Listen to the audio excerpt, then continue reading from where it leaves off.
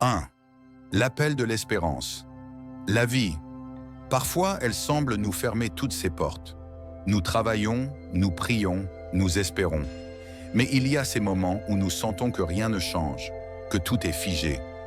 Les épreuves se multiplient, les opportunités semblent s'échapper. Mais il y a un secret dans les noms d'Allah, un secret puissant, capable d'ouvrir toutes ces portes que l'on croyait fermées à jamais. Il est celui qui ouvre et ferme les portes, celui qui guide là où il veut.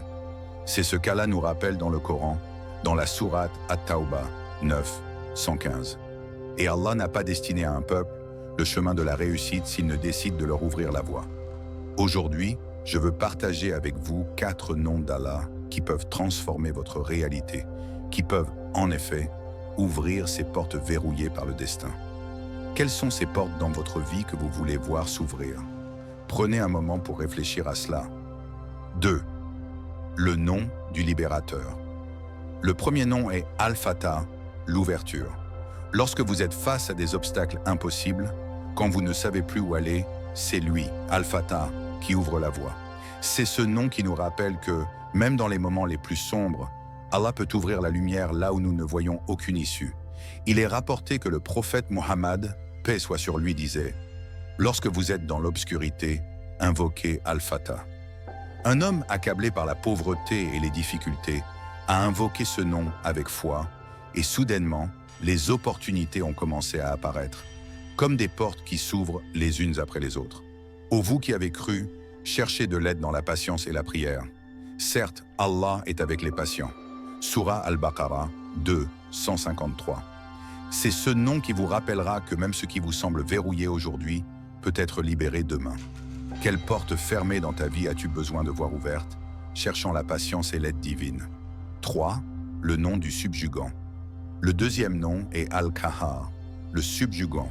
Ce nom rappelle la toute-puissance d'Allah, celui qui maîtrise tout dans l'univers. Il n'y a aucune force qui puisse résister à sa volonté. Lorsque tout semble tourner contre nous, lorsqu'on se sent piégé, c'est Al-Qahhar qui nous rappelle que, même dans l'adversité, c'est lui qui contrôle tout. Il est rapporté qu'un homme, éprouvé par des ennemis impitoyables, se tourna vers Allah en invoquant ce nom.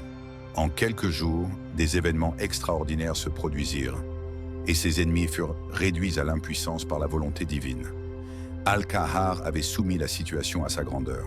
Ceux qui ont cru et qui ont émigré et qui ont combattu avec leurs biens et leur vide dans le chemin d'Allah sont dans un rang supérieur auprès d'Allah. Surah At-Tawbah 9h20. C'est ce nom qui nous rappelle que la puissance d'Allah est au-delà de ce que nous pouvons imaginer. Comment te sens-tu lorsque tu t'inclines devant sa grandeur et que tu remets toutes tes difficultés entre ses mains? 4. Le nom du tout miséricordieux. Le troisième nom est Ar-Rahman, le tout miséricordieux. Même quand les portes semblent se fermer autour de nous, même quand les épreuves semblent trop lourdes, c'est sa miséricorde qui nous ouvre de nouvelles possibilités. Allah, dans sa miséricorde infinie, voit au-delà de nos faiblesses et nous offre toujours une issue. Une femme, après des années d'infertilité, se tourna vers Allah, invoquant Ar-Rahman avec une foi profonde. Un jour, Allah exauça sa prière et elle conçut un enfant, un don pur de sa miséricorde infinie. Cette miséricorde est ce qui nous porte lorsque tout semble perdu. Et ton Seigneur a dit « Invoquez-moi, je vous répondrai ». Surah Ghafir 40, 60.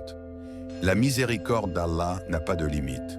Dans quel domaine de ta vie as-tu besoin de ressentir sa miséricorde aujourd'hui? 5. Le nom de l'ordonnateur. Enfin, le quatrième nom est Al-Hakim, le sage. C'est lui qui oriente nos vies avec une sagesse parfaite. Même dans les moments où nous ne comprenons pas, Allah, dans sa sagesse infinie, nous guide et dirige nos pas. Un homme se retrouva dans une situation financière désastreuse. Malgré toutes ses tentatives pour résoudre son problème, il sembla que rien n'avait d'effet. Un jour, il se rendit compte que la vraie solution n'était pas dans ses efforts, mais dans sa confiance totale en la sagesse d'Allah. En s'abandonnant à sa volonté, les choses commencèrent à s'arranger d'une manière qu'il n'avait jamais anticipée.